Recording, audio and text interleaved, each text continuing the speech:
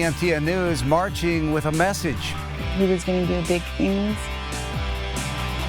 and that was stolen. Well, the family of an 8-year-old killed in a drive-by shooting on the Northern Cheyenne Reservation took to the streets today.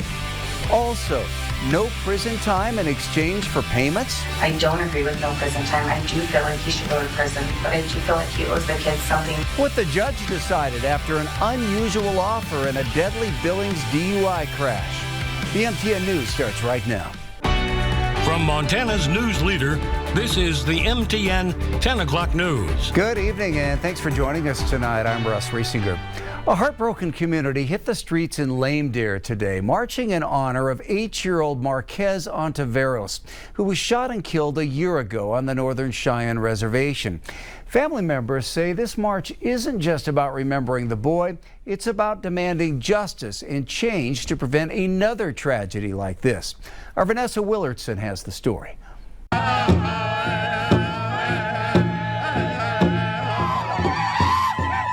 More than 50 people honored an 8-year-old boy Thursday morning with a march from one side of Lame Deer. He was going to do big things, To the other. and that was stolen.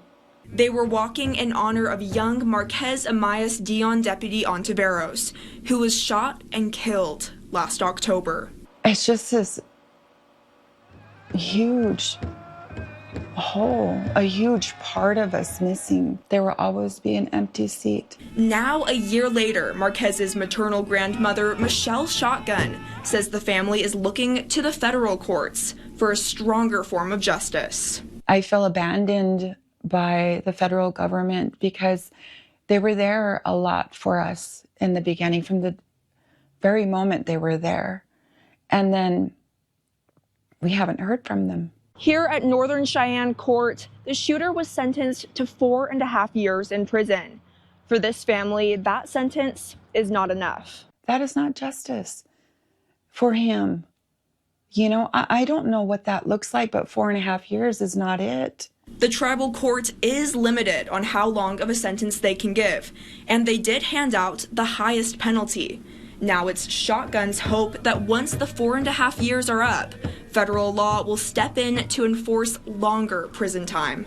And so this walk is maybe if they see us, you know, hear us, maybe they will move faster. In Lame Deer, Vanessa Willardson, MTN News.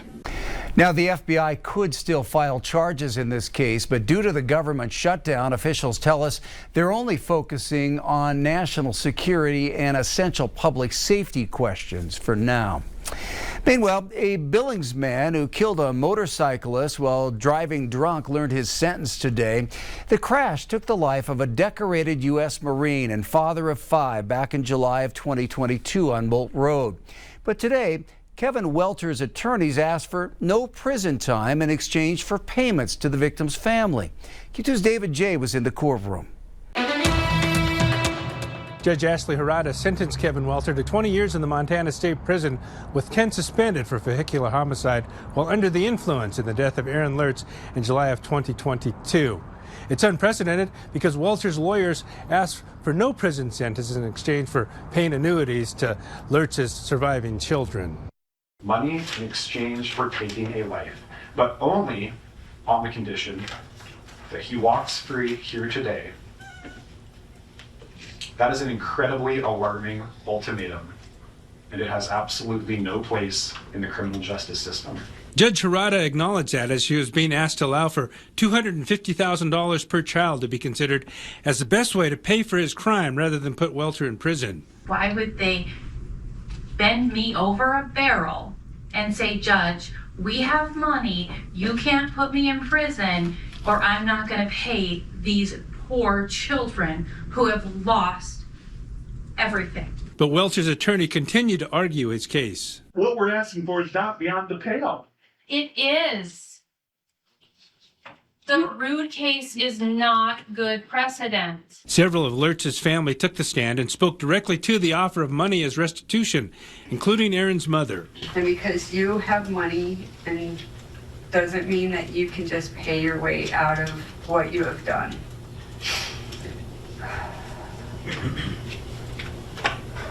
You know what you've done, and I think you need to take responsibility. Billings police say Welter made a left turn in his vehicle in front of Lertz on his motorcycle. Welter's blood alcohol concentration was 3 times over the legal limit. While Judge Harada did not give either side what they requested in sentencing, I can't disagree with what the judge did. this decision ends the court's involvement in the criminal case. There's 2 families that will never be the same. In Billings, David J., MTN News. In southeastern Montana, the son, daughter-in-law, and 2 young grandchildren of Illinois gubernatorial candidate Darren Bailey were killed in a helicopter crash near Ekalaka. According to Bailey's campaign, Zach Bailey, his wife Kelsey, and their children, 12-year-old Veda Rose and 7-year-old Samuel, died when their helicopter went down in Carter County. Their 10-year-old son Finn was not on board. The National Transportation Safety Board is investigating the cause of that crash. Montana's education chief is warning schools that state funding could be at risk if they don't follow new state flag display laws. Superintendent Susie Hedeland sent a letter to districts statewide this week warning that displaying flags not recognized by government entities violates state law. The reminder comes after the Missoula County School Board voted to allow pride flags and others in school buildings, a move allowed because the pride flag is an official city flag there. In Billings, the teachers union says it will follow state guidelines. Like everyone, we expect teachers to obey the law. That's in everyone's best interest.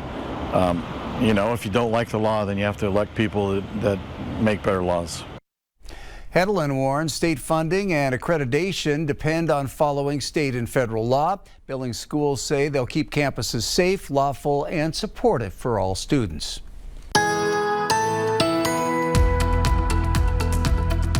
On this Thursday evening, fairly quiet weather for eastern Montana and northern Wyoming. Hardly a cloud to be seen. We have a few moving over central Montana right now, more over the western third of the state, but no rain or snow-bearing clouds just yet. It's going to be the same situation tonight as well as tomorrow morning. We'll have a few clouds pushing overhead. Here's 5 o'clock. A few clouds over Custer County, Rosebud County, and Powder River County. But again, no rain or snow-bearing clouds yet. But we had some beautiful weather today around the Magic City as well as the rest of our area. Had a seasonably cool low of 35, but we really overachieved this afternoon with that high of 67 degrees, just about right in the middle of our average high and our record high. But there are changes coming. Your 7-day forecast coming up.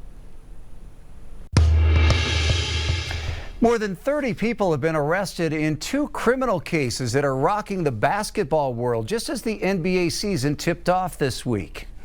Your winning streak has ended. Your luck has run out. The U.S. Attorney's Office in New York announced that Portland Trail Blazers head coach and Hall of Famer Chauncey Billups is accused of being involved in an underground multi-state poker ring backed by the Italian mafia. The other case involves Miami Heat player Terry Rozier.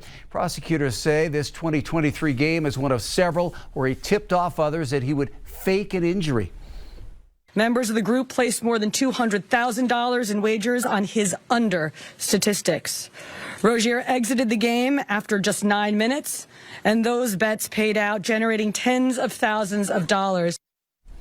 In a statement, the NBA said it's placing Rozier and Billups on immediate leave. The Centennial Ice Arena in the Heights is skating toward its final days. It'll close once the new Signal Peak Energy Arena opens at Amen Park. And now there's a new face ready to lead the city's next chapter on ice with a new general manager. Our Charlie Kleps has the story. Exciting times on the horizon. This a beautiful 2-sheet rink, nothing like this in Montana. At the Signal Peak Ice Arena, with construction steadily coming along. It's going to be a beautiful diamond here for Billings. And now that diamond, which is expected to open in the spring of 2026, officially has a new general manager. I grew up here playing.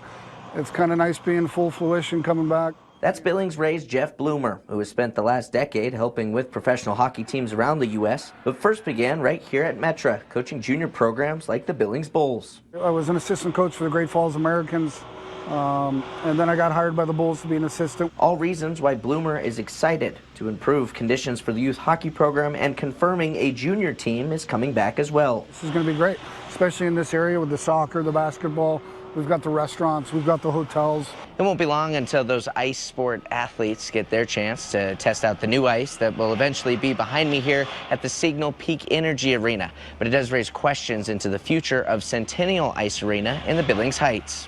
Once we open up, they will shut down their ice operations, and their ice operations, their youth league, their adult leagues, are planning on moving over here. That plan was confirmed by current Billings Amateur Hockey League president Monica Anderson Thursday. There's too much ice demand for our current ice supply in Billings. Treasurer Alex Pacici with the Yellowstone Ice Foundation, that's the nonprofit overseeing the Signal Peak Arena, says it's a decision to help ice sports grow. I think that's why Centennial decides to close its doors, is so we can grow in this new facility and start to grow all the programming that way. But it does come amidst uncertain times for the Centennial. Former facility director Sean Gilmore was charged Tuesday with embezzling more than $15,000 from the nonprofit, which allegedly included payments at a strip club in Three Forks. We are two completely separate entities. The Yellowstone Ice Foundation is no way associated with the Billings Amateur Hockey League. But Pacici says none of that will affect the operations at Signal Peak.